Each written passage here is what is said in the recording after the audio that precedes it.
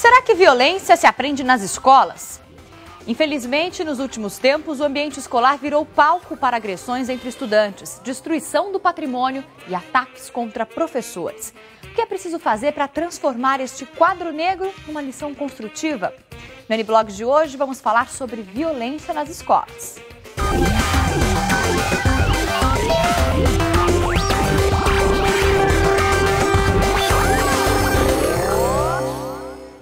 Olá, o N-Blogs começa agora ao vivo para todo o Brasil, aqui na Record News. Na última terça-feira, um fato chamou a atenção de pais e estudantes. Um aluno matou um professor dentro de uma faculdade em Belo Horizonte. Segundo testemunhas, ele estava inconformado por ter sido reprovado. Desespero em frente à faculdade na Rua da Bahia, região centro-sul de Belo Horizonte. Sou muito amiga dele. Como que ele é? Como que ele é como professor, como amigo? Maravilhoso, todo mundo gosta dele. Dezenas de pessoas acompanhavam a movimentação. Eram policiais, bombeiros, curiosos e alunos que tentavam entender o que aconteceu. Não sei qual motivo que levou essa pessoa a fazer isso. Os portões foram fechados logo depois do crime. Do alto, o helicóptero da Record acompanhava tudo. O trânsito foi reduzido a meia pista. Quando a confusão começou por volta de 7 horas da noite, já havia vários estudantes no campus. Segundo a polícia, o crime foi motivado pela insatisfação de um estudante do 5º período do curso de Educação Física. O aluno estaria inconformado com uma nota. Na chegada à faculdade, ele atacou o professor de surpresa no corredor do prédio. As imagens do circuito de segurança registraram tudo. Os alunos que estavam mais próximos narram a dificuldade para socorrer o professor. Ele estava com a mochila nas costas, a prova nas mãos, assim no braço e muito sangue descendo no pescoço dele. Aí começou a chegar a professora de enfermagem, eu falei para ela assim, vai prestar socorro, e ela não tinha luva, ele procurou luva não estava encontrando luva. O professor Cássio Vinícius Castro Gomes, de 39 anos, morreu minutos depois. Ele dava aula na faculdade há 3 anos e tinha 2 filhos, de 6 e de 4 anos. Vários estudantes ficaram inconsoláveis. Ele não saía de casa por dinheiro, era para construir alguém, um cara inteligente, super inteligente. Parece que a violência tem ocupado as carteiras escolares e também a cabeça de milhares de estudantes no Brasil. Casos de bullying, agressões contra professores ou alunos entraram para a grade escolar. Para debater a questão da violência dentro das escolas, temos hoje no estúdio a educadora Maria Helena Max Roveri, do projeto Escola da Família, uma ação da Unesco em São Paulo, e ainda a participação de André Forastieri, blogueiro do R7, convidado de hoje. Boa noite aos dois, eu agradeço a participação. Uma situação como essa em Belo Horizonte, onde um professor é assassinado por um aluno, é uma situação trágica, mas não é um fato isolado, né, Maria Helena? Na verdade, esses fatos, olha, eu acho importante, Fabiana, a gente esclarecer que a escola ela não é produtora de violência, né? É importante esclarecer.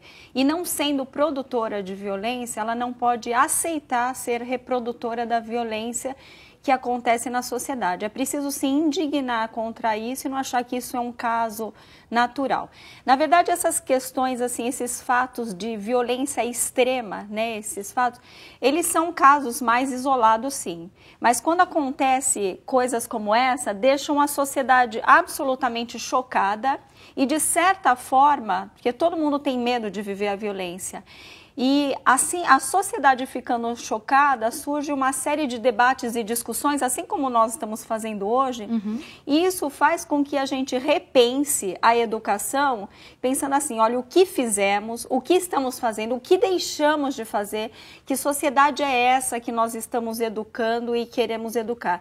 Então faz com que a gente repense o que é que está por trás e alimentando, porque esse fato é sim um fato isolado. Entretanto, aconteceram outras mortes dentro das escolas, mas né? São mais pontuais. Contudo, existe uma outra violência que ela não é isolada, que ela é uma violência comum e ela está se tornando, por se tornar comum, ela está se tornando natural. E aquilo que as pessoas acham que é natural e é normal, acabam ficando banais no dia a dia. Banais, e acabam incorporando como se isso fizesse parte desse contexto da educação. E não faz, não deve fazer. Mas o que? Como, por exemplo, os xingamentos, essas ameaças veladas, essas brincadeiras de mau gosto, como é o caso do bullying. Por exemplo, uma violência extrema como essa, ela pode ter sido fruto de um histórico desse no passado. Claro que cada caso é um caso, né? Pode ter aí uma questão patológica desse rapaz, enfim, uma série de outras coisas que envolvem isso.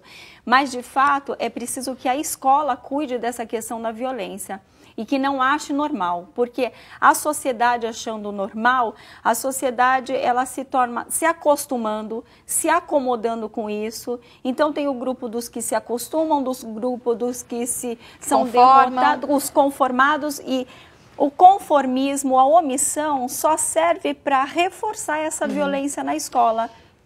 André Forastieri tem um filho de 7 anos, claro, está na escola. Como que você observa o comportamento dele? Ele fala se tem briga na escola, ele traz essa questão? Não tem. Ele fala, assim, aqui, na verdade, eu tenho até...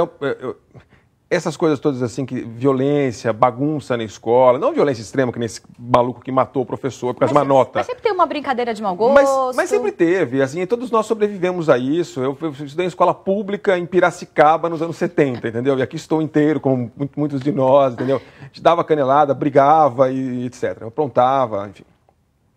É verdade, eu tenho uma preocupação inversa, na verdade, porque as crianças menores, ou até os 7 anos, 8, 9 anos, convivem só com mulher, assim, são sempre tias e professoras, e é engraçado assim como as soluções de conflitos são sempre, não, você nunca pode, se o cara te bater, você não pode bater, você tem que contar para a professora. Eu falo, como assim não pode bater? Aí fala, não ensina errado o menino, entendeu? Porque acho que o homem às vezes fica até achando meio estranho, assim, tanta delicadeza no trato, tudo tem que ser muito discutido, dialogado, intermediado, assim. Eu acho que os meninos estão sendo, muitos meninos estão sendo vão ser mais civilizados do que a minha geração.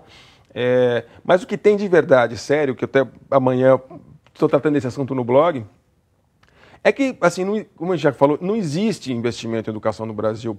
É ridículo, é muito pouco dinheiro, comparado com a maioria dos países pobres, mais ou menos, e até ricos, tá certo? Não tem investimento, então a gente saiu ontem a pesquisa, o PISA, que compara 65 países, do ponto de vista de qualidade da educação. O Brasil é o 57º, entre 65, tá certo? Aí hoje sai o quê? Sai a taxa de homicídios entre jovens de 12 a 18 anos, tá certo? Que é 2,67 por 1.000. Então, a se continuar essa projeção, nós vamos ter 33 mil adolescentes assassinados até 2013, nos próximos 3 anos. Está logo aí.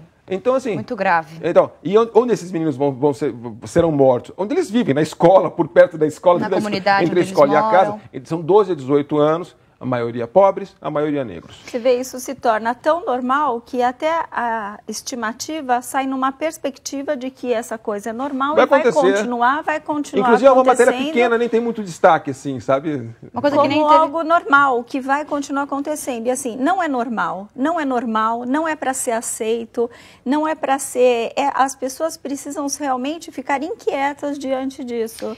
Agora, Maria Helena, além de um caso grave, como o caso que a gente mostrou no início do programa, que é a morte do professor, né, ter sido assassinado, ou esses casos talvez mais corriqueiros, mais comuns, como brigar com um coleguinha, ou apontar porque ele está gordinho, ou porque ele é baixinho, ou fazer alguma chacota. A gente vê muito aqui na televisão, nos jornais, meninas brigando na porta do colégio, aquela formação de gangues, e o pessoal filmando, aquele circo, aquela coisa horrorosa, que preocupa, porque isso acho que é um sintoma social, né? Não é só um sintoma educacional, né? E como que os pais podem orientar os filhos e observar um comportamento violento? Na verdade, assim, os pais e a escola precisam ter uma parceria. Nesse sentido, eles precisam ser realmente chamados para dentro da escola para serem orientados e ajudados, e escola e família precisam trabalhar juntas, porque não existe isoladamente alguém que consiga chegar a uma solução. Mas o fato é claro, essas questões que nem o André estava falando, que não vê muito o filho dele comentar sobre, é uma briguinha corriqueira, então são assim, existe dentro do espaço escola, é um espaço de convivência, e dentro de um espaço de convivência tem conflito. O conflito, ele é parte da convivência. A questão é saber como administrar esses conflitos para que eles não se tornem, não virem assim, gangues, não virem conflitos muito maiores que cheguem a prejuízos como o que a gente tem assistido. Então, o que é preciso? É preciso, assim, um novo olhar para a escola. Isso não é assim, mudança de conteúdo, mas grade curricular. Não é mudança de conteúdo, mudança de grade curricular, mas é mudança de como lidar com isso. Então, existem dois eixos muito importantes nessa mudança. Primeiro, a questão de como lidar com o conteúdo, não é mudar esse conteúdo, e a questão de a escola precisa ter espaço e tempo privilegiado, uma mudança na rotina, na sua rotina, em que os alunos eles tenham espaço para o diálogo, eles tenham espaço para aprender a falar e aprender a ouvir, porque isso são comportamentos aprendidos. Quem não é ouvido não aprende a ouvir. A escola precisa ter espaço onde as pessoas sentem e possam se olhar, possam se hoje enxergar. Tem algum sentido você pegar esses meninos que crescem com computador, videogame, TV a cabo e o diabo, entendeu? Como é que esses meninos vão pegar e ficar sentados olhando uma lousa, horas seguidas? Não tem. Não, é um crime isso. E, assim, tem que ter uma outra maneira de fazer isso. Você coloca as crianças enfileiradas, uma olhando a nuca da outra. E quando é que eles vão aprender a se olhar nos olhos? Quando é que eles vão aprender a se respeitar? Como que eu aprendo a respeitar alguém que eu não conheço? Então é preciso conhecer. A escola precisa inserir uma atitude que isso trabalha com valores. A escola precisa ser mais humanizada, precisa humanizar mais esse espaço. E não só ser um espaço de lucrar, talvez, com a educação, né, o que acontece muitas vezes. Olha, casos de bullying não é um fenômeno novo, não. A gente já falou sobre isso aqui. Mas só agora começa a ser estudado com mais seriedade. Uma dessas pesquisas mostra um raio-x do problema no Nordeste do Brasil. Para esclarecer estudantes e estimular denúncias, escolas da Bahia usam a criatividade. Olha só. João sofreu dos 9 aos 11 anos. Foram apelidos, xingamentos e muitas ameaças. Eles diziam o que para você? Quer me pegar lá fora? Chamavam de quê? De medroso. Ele mudou de escola e, com a ajuda de um psicólogo, tenta esquecer tudo. A melhor forma de se enfrentar o bullying é denunciar, é falar o que está sentindo, seja para a pessoa que você confia, seja para os pais, seja para os professores, ou de fato tomar a atitude de buscar um atendimento especializado para o caso. A maioria das agressões acontece no pátio das escolas. Também é comum em corredores e portões. São dados de uma pesquisa feita em colégios públicos e particulares de todas as regiões do país. De cada 10 estudantes, 3 disseram ser vítimas de algum tipo de violência dentro da escola. O estudo feito nas escolas brasileiras mostrou também que a maioria dos estudantes vê as agressões acontecendo. Esse número é menor aqui no Nordeste. Mas não é porque aqui não existe bullying, mas porque muitas crianças e adolescentes não sabem identificar o problema. É aí que entra o trabalho dos professores. De um jeito bem leve, divertido, na linguagem das crianças, é passada a lição. Mas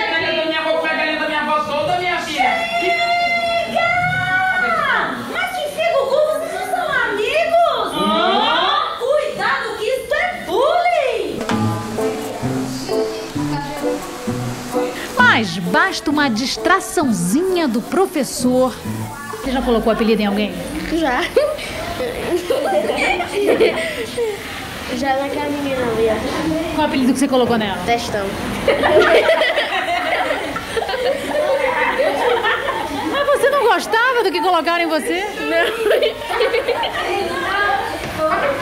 Mas você faz mesmo assim? Não, agora eu já parei já. Não faz mais não? Não. Quer dizer, como diferenciar um ato de violência, né, que caracteriza o bullying para uma tiração de sarro entre as crianças? É importante perceber a reação da criança que está sofrendo isso, né? Porque essa brincadeira, que nem o André falou, todos nós tivemos apelidos na escola, sofremos todas essas brincadeiras. O problema, o bullying, ele é um assédio moral, ele é uma brincadeira de mau gosto e ela é repetitiva. Repetitiva a tal ponto que muda o comportamento daquele que está sendo assediado diretamente. E é muito importante que pais e professores estejam atentos a isso. Então, os sintomas, a criança não querer mais ir para a escola, é preciso verificar isso. Os pais precisam ir até a escola para saber. E essa criança começa ficando isolada. Então, na escola é possível perceber esse isolamento. Antes de continuar o nosso bate-papo, eu vou falar agora com o André Foracheri, que é o nosso blogueiro convidado de hoje do Portal R7. André, o que você tem hoje no blog de novidade? Bom, hoje no blog agora está primeiras impressões sobre o Tron, O Legado, que é o filme mais esperado do final do ano. É uma superprodução da Disney, 3D, daqueles para toda a família, e é continuação de um filme de 28 anos atrás, que nem fez muito sucesso, não foi uma grande bilheteria, mas teve muito impacto, as pessoas lembram muito dele, teve um impacto estético muito grande. Foi o primeiro filme que tratava de mundos virtuais, mundos de videogames, enfim. E aí eu fui ver ontem, fui ver 3D, queria levar o moleque para assistir, mas ele não podia. Falei, só para jornalista, filho. Mas isso não é justo, não é justo. A vida não é justa, eu estou educando ele também. Mas o filme é legal para criança, mas não é tão legal assim para os adultos. Tem filmes que, como Avatar ou Alice, recentemente, filmes que funcionam muito bem para criança e para adulto.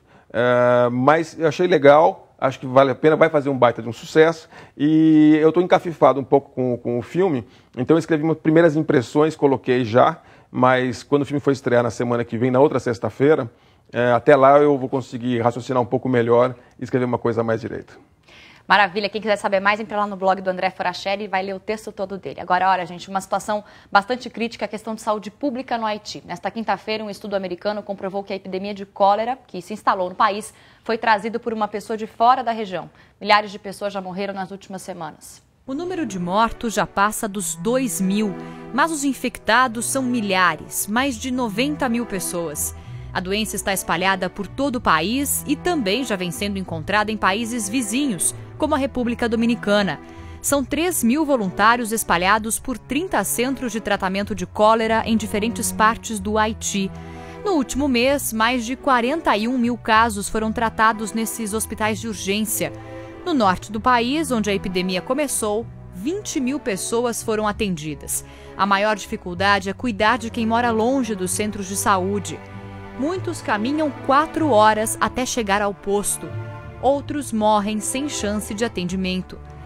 Existem organizações no Haiti ajudando na reconstrução do país depois do terremoto do começo do ano, mas a epidemia requer cuidados especiais, como maior quantidade de água potável. A ajuda internacional demora a chegar e isso, claro, compromete o combate à doença. Na última sexta-feira, o secretário-geral da ONU, Ban Ki-moon, fez um apelo para que sejam reunidos fundos suficientes para combater a epidemia. Para ele, sem ajuda internacional, o Haiti não tem esperança de um futuro melhor. A Organização Mundial de Saúde acredita que o país precisa de mais 350 médicos para atender a demanda de doentes. E a previsão, olha, não é nada boa. A cólera deve contaminar 400 mil pessoas nos próximos meses. Uma situação devastadora no Haiti, a gente continua acompanhando com as novidades aí. Quem sabe a ajuda internacional passe a chegar e dê para, pelo menos, ajudar essas pessoas que estão no Haiti. E olha, voltando a falar sobre violência nas escolas, os dados comprovam que a violência está aumentando em todo o país, dentro da sala de aula, no espaço escolar. No Rio Grande do Sul, a situação é preocupante. Passou o tempo onde se tinha proteção nas escolas. Basta ver o que se passa no interior das salas de aula. Professores vítimas da fúria de estudantes.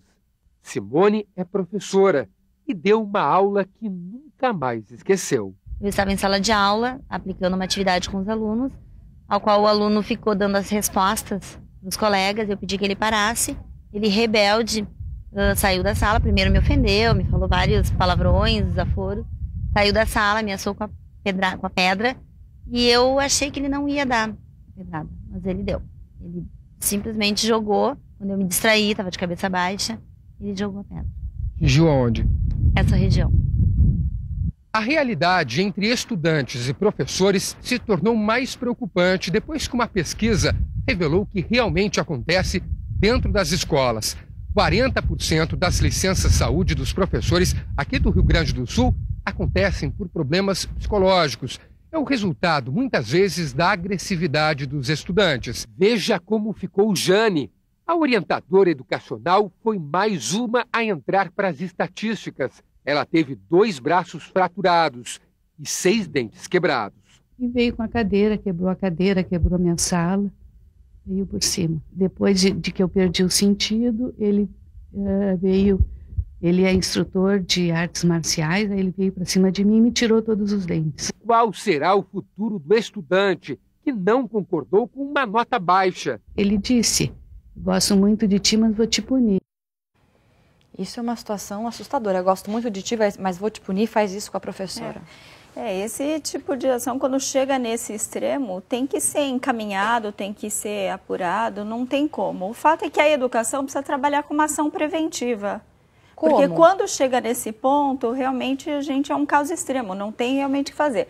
A ação preventiva, ela é simples, só que simples não é sinônimo de fácil, muito pelo contrário, né? Às vezes o simples é o confuso. É fácil a gente falar em valores humanos, mas o difícil é a gente tornar esses valores em virtudes. Hábito. Isso, tornar esses valores que incorporem no cotidiano. E a gente só incorpora uma coisa que a gente vivencia na rotina diária. A rotina diária da escola, ela precisa ser transformada. A escola, existe assim, a meta da educação é a formação para a cidadania. Bom, se é a formação para a cidadania, a base da cidadania é a participação. Como é que participa? Do que a pessoa precisa para participar? De conhecimento, que a escola é a produtora de conhecimento, ninguém participa se não sabe ler, escrever e falar. Só que também, além do conhecimento, precisa de uma outra questão que é fundamental para a participação, que é o sentimento de importância, de valorização, de reconhecimento. Tanto professores como alunos precisam ser cuidados. O professor precisa ser cuidado, precisa ter um trabalho de formação que cuide desses professores para que eles resgatem isso neles também. Para que eles também não agridam, porque isso acontece. Porque é uma troca. O que está acontecendo hoje é que aquela agressão velada do professor, que não é agressão física, a agressão velada do professor que ameaça com notas, ameaça, olha, eu vou dar prova então amanhã. Então, conteúdo dado e prova para todo mundo. Esse tipo de agressão velada, hoje ela está sendo respondida. É uma total falta de desrespeito e de inversão de valores. É preciso que na rotina diária abra espaço e tempo privilegiado para que haja o diálogo. As pessoas precisam se conhecer. Não adianta nada eu dominar fórmulas para saber, fórmulas matemáticas e não conseguir dominar problemas matemáticos e não dominar problemas existenciais. Precisa ter espaço para isso. E tem que ser dos dois lados, né? Não pode ser só o professor, nem só o aluno, professor, aluno e a família trabalhando juntas. Infelizmente, nosso tempo terminou, a NBlogs vai ficando por aqui. Eu agradeço a participação da pedagoga e consultora educacional Maria Helena Max Roveri, também do blogueiro da R7, André Forastieri. A gente se vê amanhã. Obrigada pela companhia. Tchau.